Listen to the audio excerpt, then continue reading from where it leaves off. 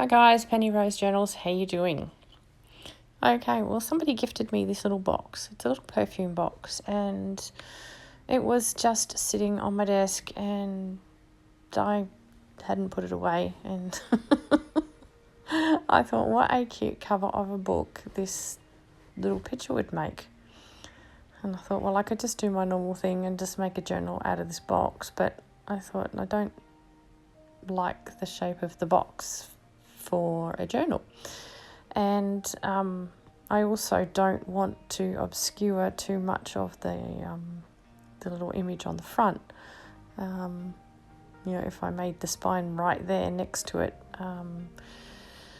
if I started putting some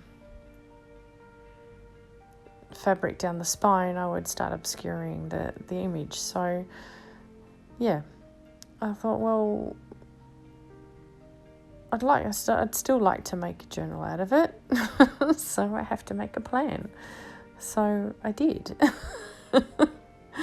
And I didn't actually make a plan before I started this video. I just sort of picked up the box and turned on the video and went, let's just go where the fancy takes us. So, that's what we do. But in the end of the day, I decide that I am not going to use the entire box. I will just use the image on the front. I will use some of the sides on top and bottom of the box, and I will use some just old packaging that I have lying around and make the cover out of that, and just use this little box as basically a covering for the front cover. This serves two purposes. One, it solves my problem with not being able to get away with covering this image, and it also will strengthen my little box that I'm putting it on, because my packaging that I'm putting it on, because the packaging I'm using is quite thin, and obviously I didn't want to use just this box as the cover because that would be too flimsy as well. So it kind of sort of solved two problems at once there. I'm just going to use this piece of box as a wraparound on the packaging, but you'll see as we go along. Anyway, sit back and relax. It's going to be a trip.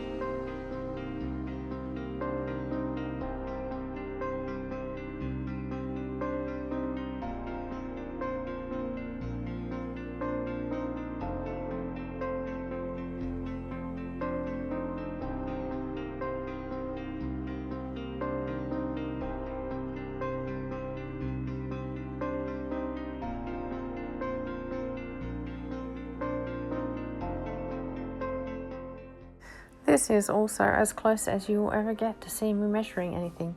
I am making the packaging the same width as the front of the perfume box, plus that little bit of a side that I've sort of left on the left-hand side of it. That is because that's the whole area I want to be the front of my book. That gives me that little strip on the left-hand side where I can wrap around from the spine of my journal with my fabric and still not obscure the front image. So that's the plan. That's how I'm going to get around that. And then, I just have to worry about what I'm covering the rest of the packaging with, but we'll get to that down the track. So basically I decide how wide I want the front, and then I decide how wide I want the spine, and I measure that and add it.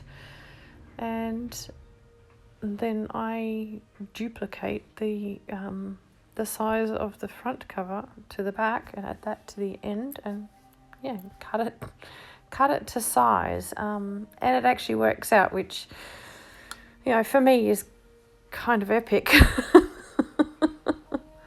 My measuring skills and the rest of it don't ever really come together and work out particularly well for me. There was no reason they shouldn't, but they really don't often. So today they worked out and I was very happy about it. So I used my scoreboard just to score the front and back cover, leaving the spine in between. And yeah, that's it. That's our cover all constructed now, and we just need to find things to cover it with, and also get this box wrapped around it. So I am just going to basically cover the front and back cover without covering any of the spine. The spine will be covered in fabric. That way none of the paper or card or anything has to bend, and it's just a better construction. So, but you'll see as we go.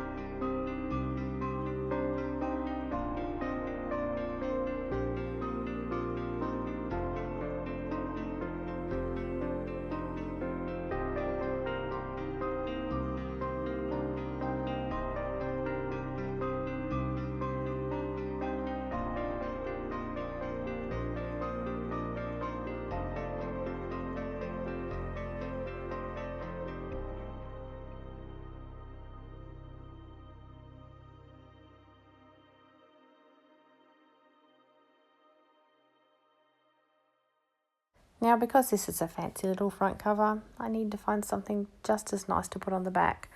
So I dig out a piece of Tim Holtz paper. Now, this is super old. I've had it forever. I hoard it like nobody's business. So it's a real honour to be using a piece. Yeah. I don't know if you've ever come across the Tim Holtz paper before, but it is virtually card. So yeah, this is basically as strong as the perfume box was, and I will be using this on the back cover and probably on the inside front and back covers, but we'll see how much I've got left. So yeah, anyway, I'm going to basically do the same thing. I'm just covering the back cover with this, so I just need to cut it to size and wrap it around and glue it, and our cover is essentially done, except for obviously the spine. I'm going to do a hidden spine in this little journal. It's quite a small journal for me to bother with a hidden spine, but I just felt like that's the way I wanted to go with it. So I'll just use a piece of that card that I made the cover out of, cut the size, and I'll use that for my little hidden spine. But again, we'll get there.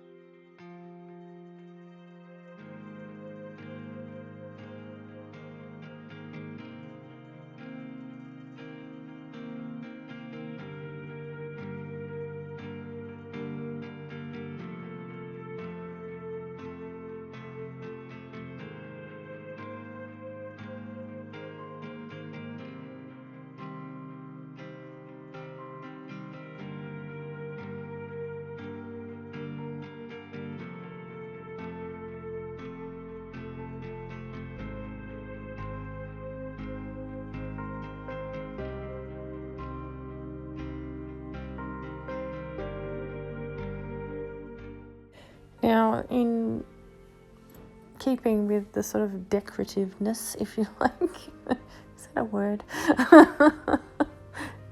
Don't know. Anyway, in keeping with the look of the front cover, I would like to cover the spine with some lace, and I'm just going to use just odd bits of lace, not necessarily covering the entire thing with one type. I just want it to look a bit eclectic and just have different things on it. So yeah, that's what I'm going to do. I'm just going to find some little bits and pieces of lace and use those. I've got here a bit of lace curtain. This is a bit of an old shirt, and the other thing I think was a tea cozy or something. Well, obviously not a tea cozy. It's not going to keep anything cozy, is it? But it was a little thing that went over something. Anyway, I cut it apart, so here's a piece of it.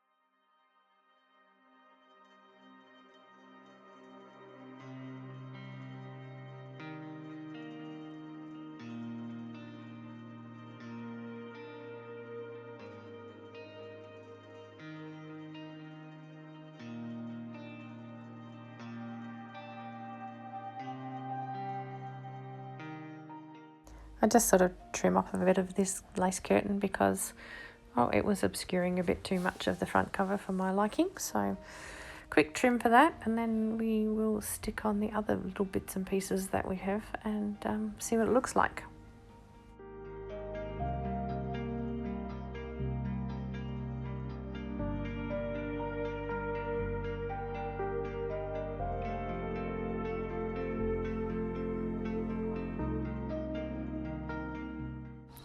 For those of you who don't use it, this acetone-based glue, when it dries, sometimes it's really shiny.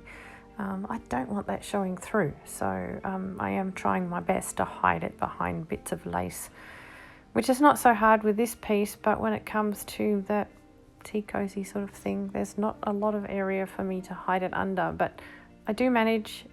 It's just a bit fiddly, so be much easier to just glue and stick the thing on. But yeah, I don't want that shininess of the glue showing through the lace, so yeah, it's just a little tedious.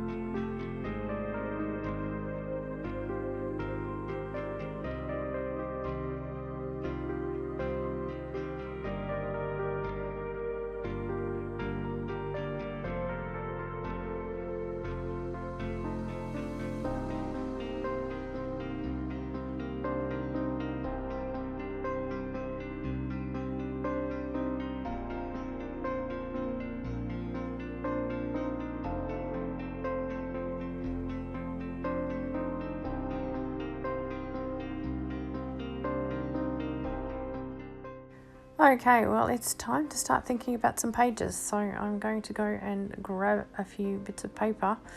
I'm going to keep it fairly plain here. I'm not filling it full of gaudy things or too many different kinds of paper. I've got 3 different kinds of paper here. I've got just some lined paper that's been coffee dyed. I've got some children's scrapbook paper that's also been coffee dyed, and some of these coffee dyed paper doilies. So that's what I'm going to be using.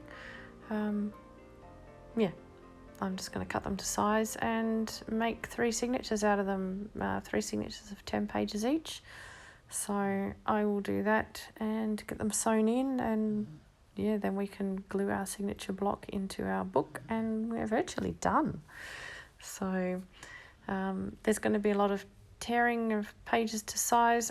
I'm going to skip all of that because, tearing paper to size is not something that, is something that's very scintillating to watch, I'm sure. So we'll get rid of all that because else this video is going to be 5 hours long, and we'll we'll get to putting our signatures in. Okay, there we go. Our pages are all constructed, put into signatures, and they're ready to sew into our book. So I am going to just use some crochet thread and sew them in. I will get to the point where we've sewn in one, and then I'll just skip to the end because, well, once you've seen one signature go in, you've seen them all.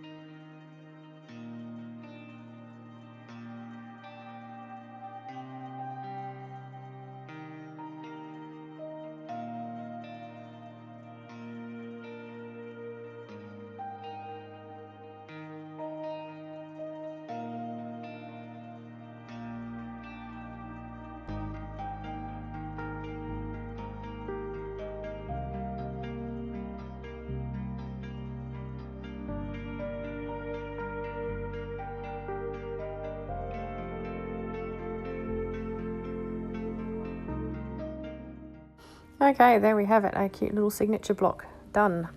I am just going to put some cheesecloth on the back just because I like to do that. In a bigger book it helps to secure everything and all the rest of it. This is not going anywhere, it weighs nothing. So I mainly do it because I like the decorative look of it exposed at the top and bottom of the signature, just peeking out of the cover there. So that's basically the only reason I'm doing this. It just looks nice.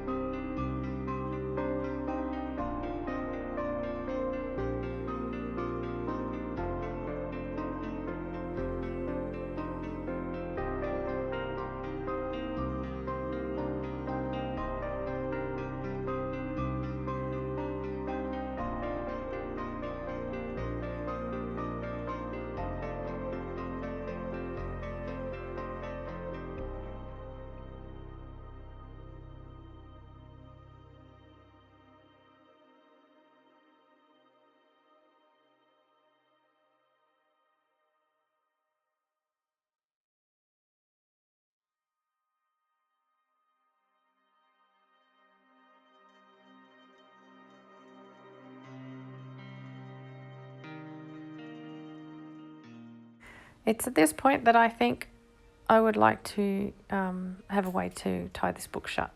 I just think it would look nice with this book. Should probably have thought of it before I glued in the signature block, then I could have run a piece of lace all the way through. But this is a light enough book that it's really not an issue. I'll just use 2 pieces of lace, glue one in the front cover and one in the back, and it will work fine. So thankfully I thought of it before I glued in the inside, front and back covers. So there will be that holding it down as well.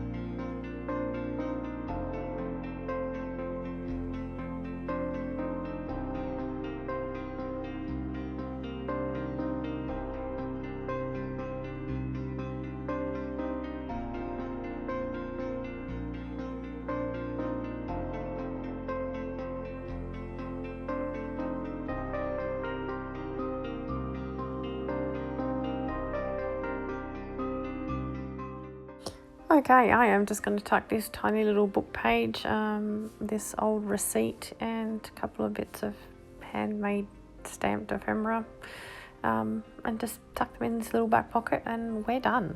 This is it. Yeah, cute little project. Took me about 3 hours from go to woe, just with all the thinking and cutting paper and stuff. So it turned out really lovely, I think. Yeah, this will end up being a gift. So, yeah.